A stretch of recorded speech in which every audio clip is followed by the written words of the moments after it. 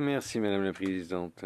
Sénateur Gold, bien qu'un certain nombre d'initiatives positives aient été prises dans le cadre des 3 piliers de la décennie des Nations unies pour les personnes d'ascendance africaine, à savoir la reconnaissance, la justice et le développement, les 3 piliers, il reste encore beaucoup à faire.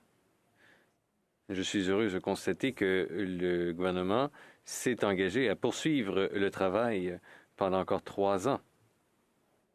Toutefois, de nombreux Canadiens noirs, descendants de Canadiens réduits à l'esclavage en raison du rôle joué par le Canada dans la traite transatlantique des esclaves, nous disent qu'il reste encore fort à faire.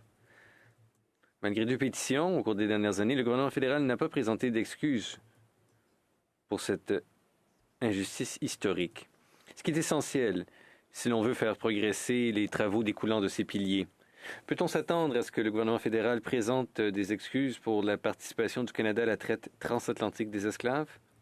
Le sénateur Gould en réponse. Je vous remercie de votre question, sénatrice. Je vous remercie en outre de nous rappeler que notre histoire n'est certainement pas reluisante à cet égard. Les pays matures sont ceux qui sont prêts à être confrontés à leur passé et les pays matures sont ceux qui sont prêts à essuyer les critiques justifiées. Je ne sais pas quels sont les plans du gouvernement en réponse à votre question précise, mais je soulèverai sans doute la question auprès du ministre Idoine lorsque l'occasion se présentera. Sénatrice Bernard, je vous remercie de vous engager à soulever la question auprès du ministre. Ce serait bien que les Canadiens noirs comprennent pourquoi le gouvernement résiste-t-il à prononcer des excuses pour le rôle du gouvernement dans la traite esclavagiste transatlantique.